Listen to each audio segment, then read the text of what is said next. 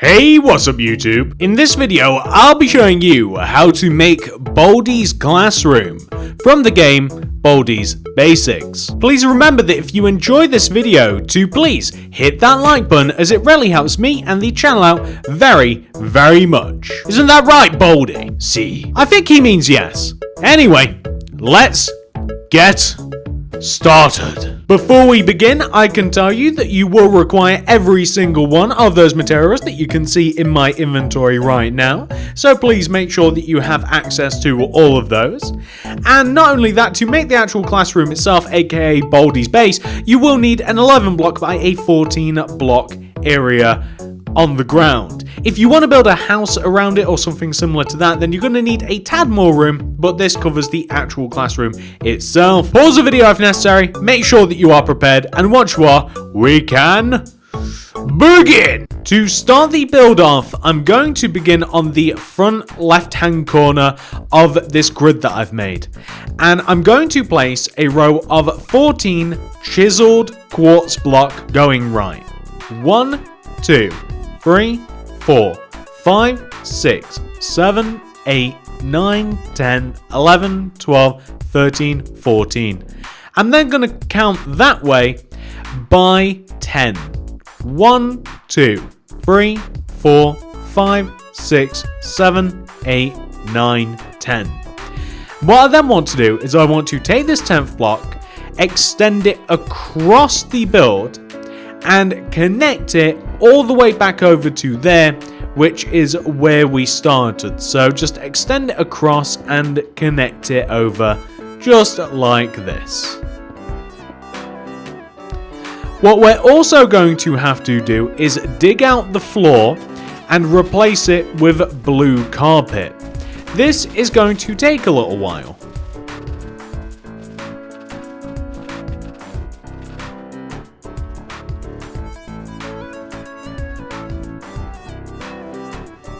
There we go.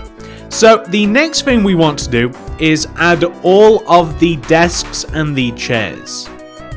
So towards the back of the classroom, where we will enter the actual classroom, you want to take one of the back corners, the left or the right, and you want to count inwards diagonally like this. You want to do 1, 2, right here. Place an oakwood stair. Leave a gap of 2 moving across the build. 1, 2, place another stair. Then another 2, 1, 2, place another stair. And then once more, 1, 2, place another stair. So we have a row of 4 oak stairs coming across the back of the classroom. We then want to place oak fence gates in front of each stair and open them like this. We are then going to use specifically spruce trapdoors, and we are going to place those on top of the fence gates, and you may have to crouch to place those. So we also want to place signs on the left and right of each one of the seats, just to add a small more amount of detail to the actual desk and chair areas.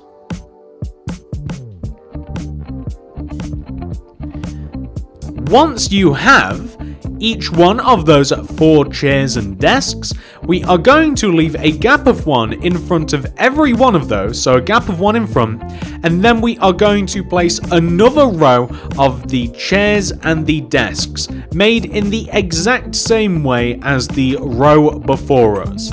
We are simply leaving a gap of 1, and you will find that you can actually walk around all of the chairs and all of the tables, as there is a 1 block gap that kind of goes all the way around these, even the back of the room as well.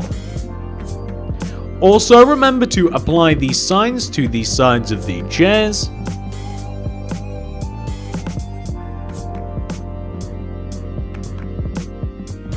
Now once you have done that, the next thing I want to do is build up the classroom a little bit. So I want you to take this back corner of chiseled quartz block, the opposite side to where we made all of the chairs. And I want you to place a chiseled quartz block on this corner right here. Extend that corner block to the right by 4. 1, 2, 3, 4. Place 4 black concrete. 1, 2, 3, 4. Make the rest of the row chiseled quartz block. Add another row of black concrete directly on top of this, like that. And that is the chalkboard, or the blackboard, or whatever it is you're supposed to call it, at the front of the classroom. Now, once you have done that, you can actually build layers of chiseled quartz block for the walls, and you can build them about 5 rows high, ladies and gentlemen. So if we're using the chalkboard to count, we have 1, 2, 3, and then 2 rows above the chalkboard, we are able to place our chiseled quartz blocks. Once that's been done, we can add some lighting to the ceiling so that we can have a completely nice and lit up room, regardless of whether it is nighttime or not.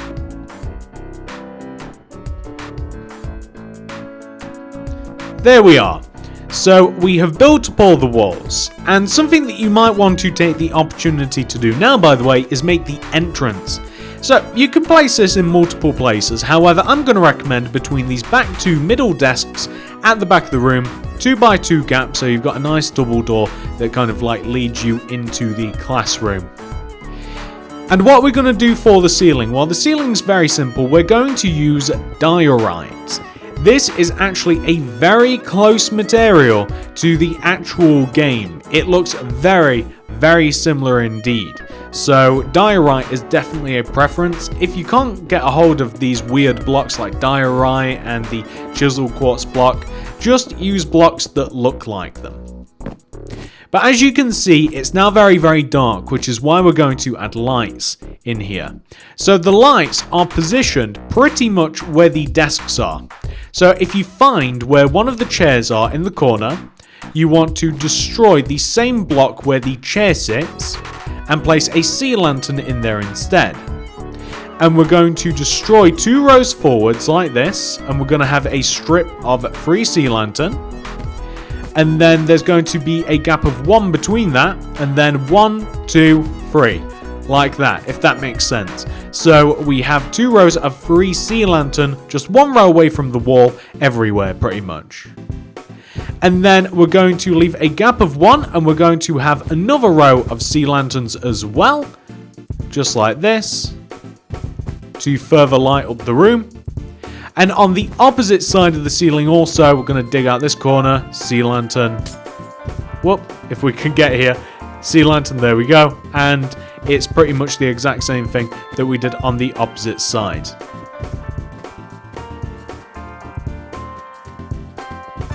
There we are. And once you have done all of that, we can now move on to the next few bits.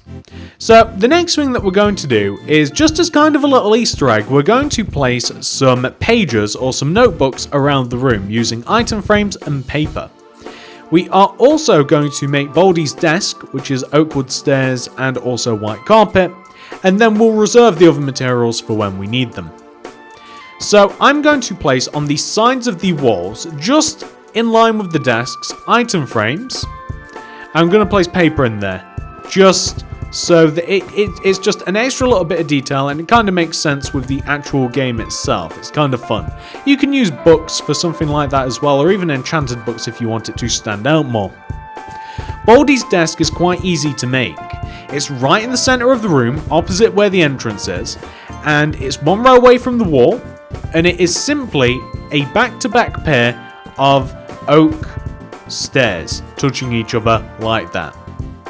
And we're going to place a white carpet on this left one here, because that is kind of like a notebook slash papers and what have you. And just left of this, we are going to have Baldi himself. And the best way to make Baldi is we're going to need an armor stand. We're going to use a Steve head. And we're going to use a leather tunic, leather pants, leather boots, and we'll also need some cauldrons and some water as well. So we need 3 cauldrons. 1, 2, 3. And they all have to be filled up with water. And once we have the cauldrons filled with water, we need 3 dyes: lime, blue, and ink. And we're going to use lime, blue, and the ink sac.